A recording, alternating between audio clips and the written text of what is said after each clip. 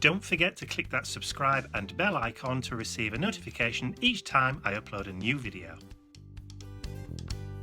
Hi everyone, it's Mike here and welcome back to my YouTube channel. So there's just enough time left in May for me to squeeze in my final Heroes and Heroines page for the month. So let me turn over to my overhead camera and show you who we're going to choose for the final page.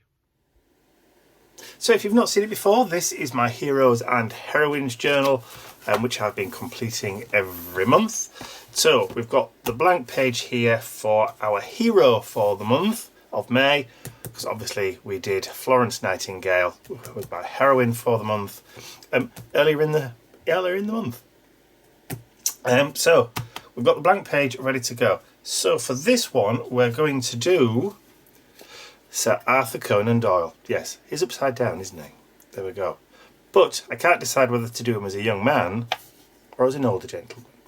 I think the older gentleman's a little bit more in keeping, I think. So we will use that one. Now, Sir Arthur Conan Doyle's greatest creation was that of Sherlock Holmes. So I just happen to have some of the Graphic 45 papers from the Master Detective collection, which we bought a couple of years ago when some of the Sherlock Holmes stories went into public domain. Some of them are still in copyright because he didn't finish writing them until I believe, was it 1922 or something like that? So the last of the Sherlock Holmes stories will go into public domain and run out of copyright at the end of this year. I know.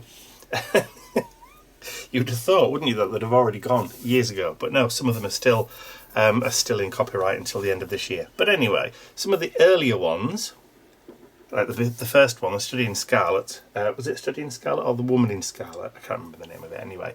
Does it say on that one? No, it doesn't. Yeah, are already in the public domain. So, which is why the name Sherlock Holmes 2221B, 221B Baker Street. No wonder I'm stuttering. And John Watson and all that kind of stuff. That is already in the public domain, so we're able to use it. That's not a problem.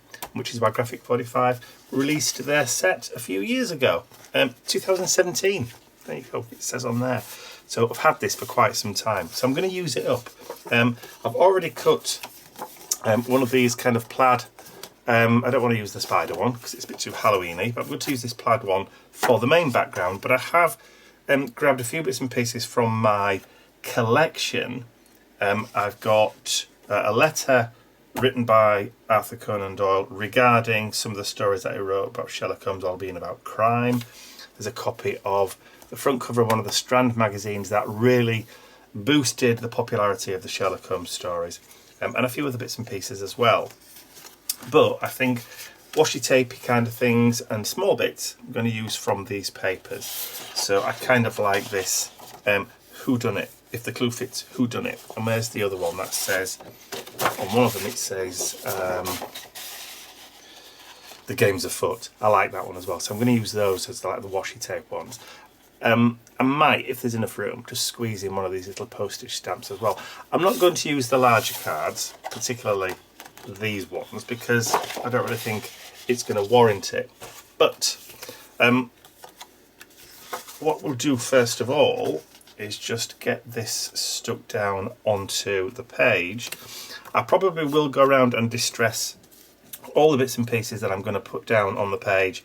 But I'll do that off camera because you don't really want to see me sitting there putting distress ink on pieces of paper. It's not very interesting, even when I do it in fast forward.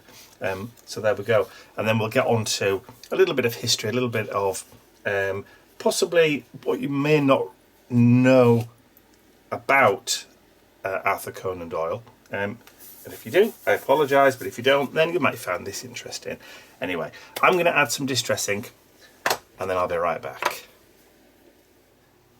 So I've gone around all of the individual items and added the distress ink there and cut my washi strips, so I'm ready to start assembling my page.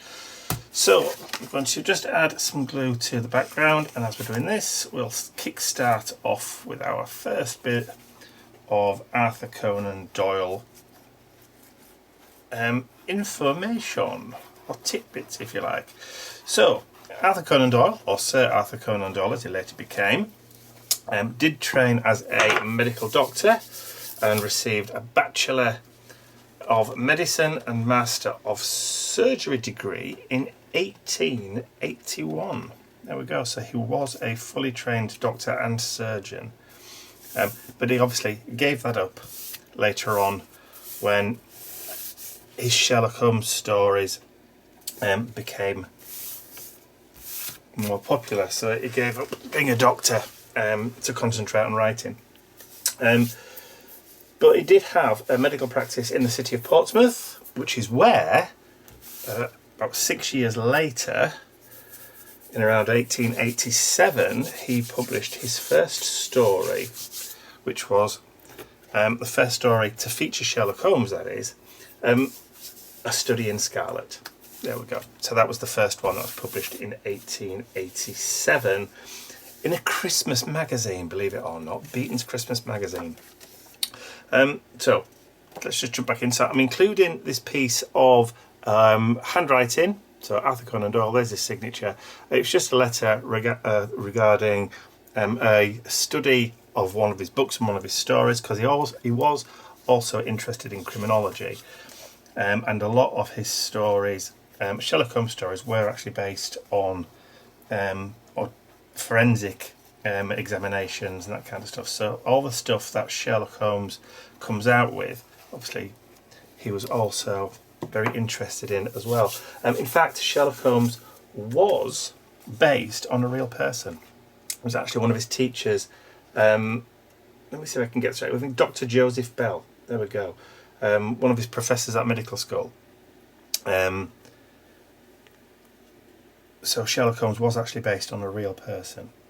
Apparently this Dr. Joseph Bell was able to deduce facts about his patients through close observation. There you go. Right, so we'll include that there. So I now want to add in, obviously, a copy of the Strand magazine front picture. So we'll add that. I think we'll put maybe that over there. I'm trying to kind of mirror the page layout a little bit, but also not cover too much. I want to cover his signature up, so let's do. I don't mind losing that little bit of the advert. Don't mind losing a bit of the actual letter itself, but I don't want to lose. There we go. I don't want to lose the signature, or the bit where it says the Strand, or the bit where it says about Sherlock Holmes there. So I think that is probably the sweet spot, I think, for this page. Maybe we also can use a little bit of washi, just to, let me just go, I didn't do the edges of the washi, because obviously I don't know how long a strip I want. So let me just quickly run around the edges, sorry about this. Okay, so while we're doing this, let's just have a quick chat further. So it wasn't until he got a publishing deal with the Strand magazine that the popularity of his Sherlock Holmes stories actually took off, and that's when he became super famous, and the character of Sherlock Holmes became super famous. So over the years,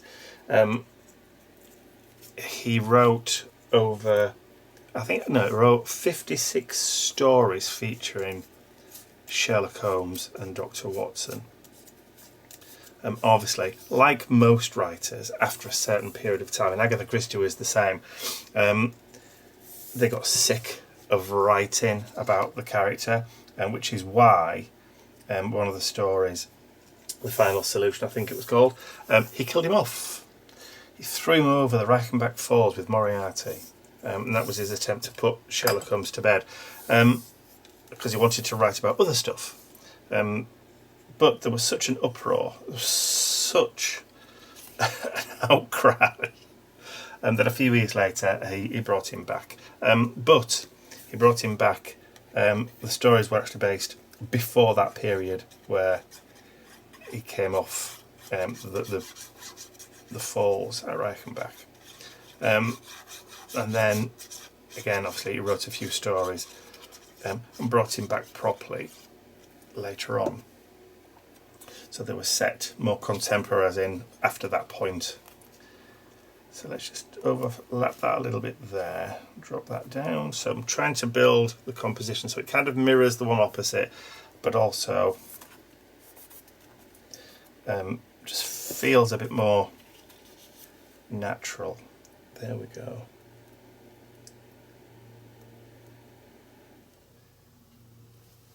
So about there, I think. So also,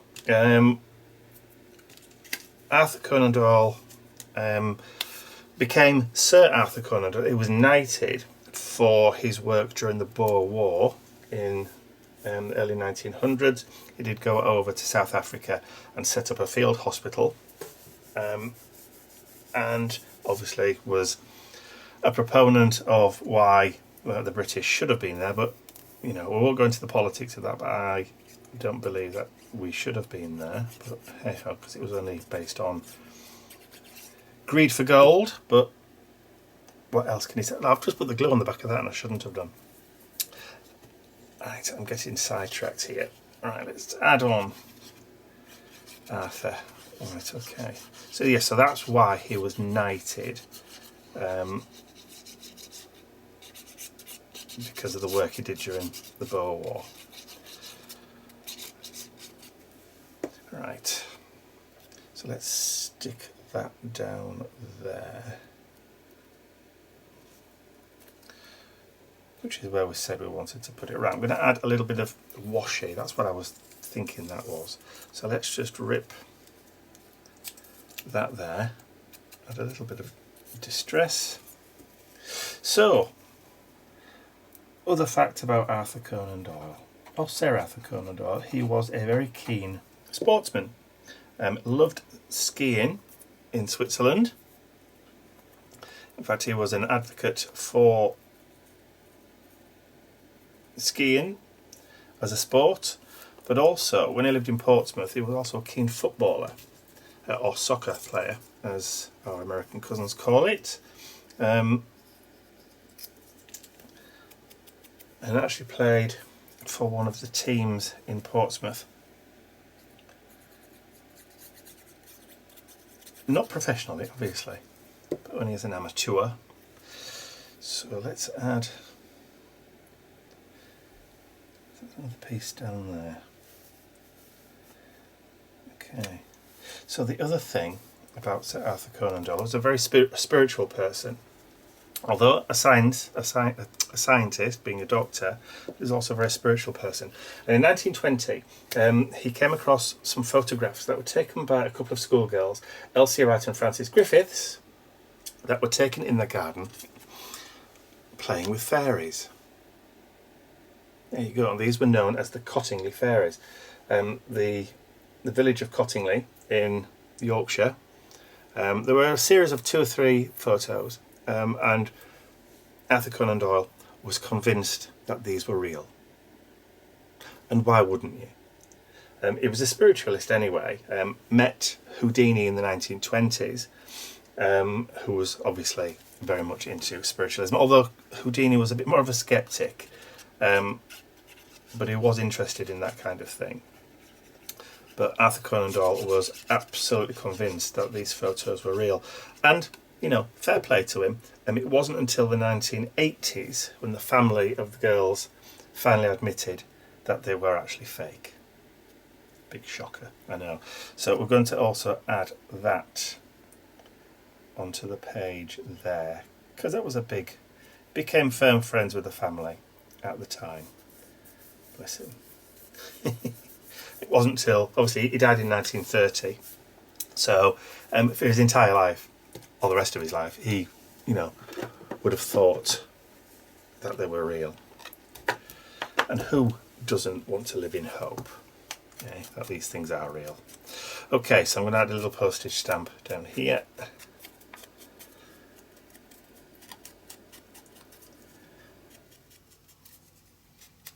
Okay, yes, so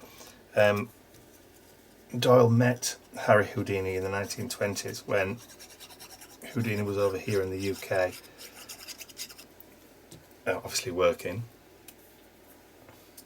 So let's put that there, just breaking in.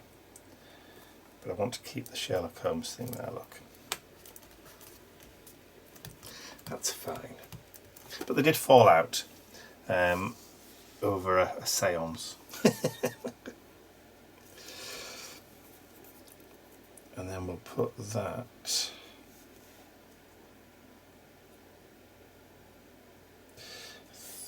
No, we won't. We'll put that over here.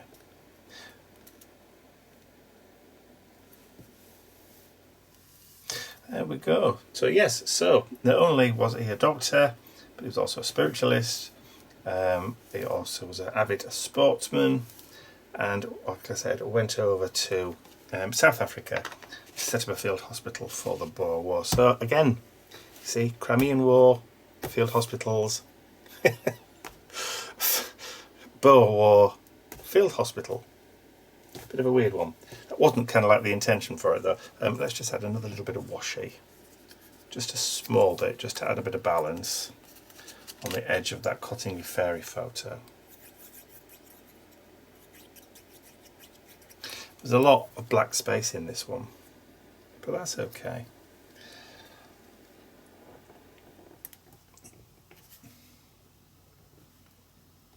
There we go. We've got the main things. Let me see if I can find anything else to add just to that page from some of the graphic 45. I think there maybe should be something up there. Boom, boom, boom, boom. There's not really that much else I could add to it. Let me look at the back of the page of that one. No, we've kind of added that postage stamp there with actually I kind of like that one. Yeah, I think we'll cut that out and add that one too. Do it on the fly. So of course Arthur Conan Doyle is a hero for me because of the Sherlock Holmes stories, but also like I said, even though he was a man of science, he was willing to believe,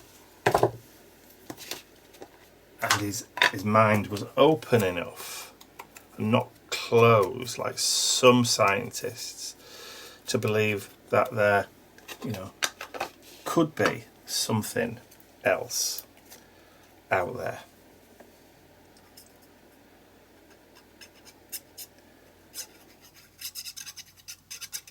Because of course, when you have a closed mind, you know, it also stops things from going in as well as coming out. Yeah, that has a bit more balance to it, I think. There we go. So I think I'm happy with that page for Sir Arthur Conan Doyle. Born on the 22nd of May 1859, I don't think I mentioned that already.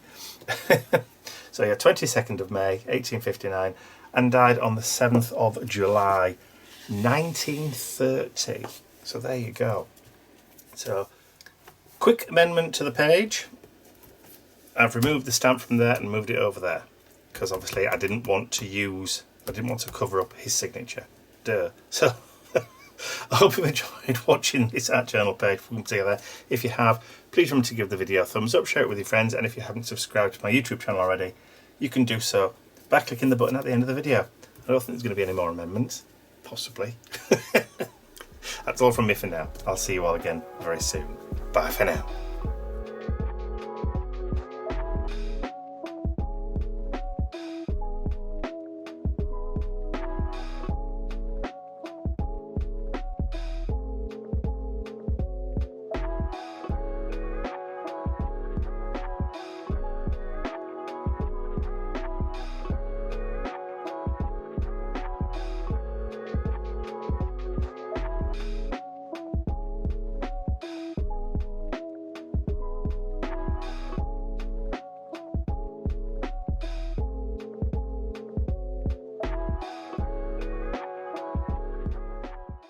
I'd like to say a huge thank you to all of my angels, because without you, these videos would not be possible. And don't forget, you can access your exclusive angel-only content over on my website. There's a link in the description area below. Thank you.